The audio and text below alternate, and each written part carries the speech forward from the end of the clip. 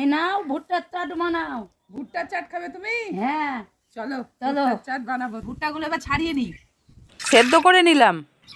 সেদ্ধ ভুট্টাগুলো এবার দিয়ে দিচ্ছি। ছোচা এটা কি? একটু খেয়ে দেখি দাও। খেয়ে দেখ।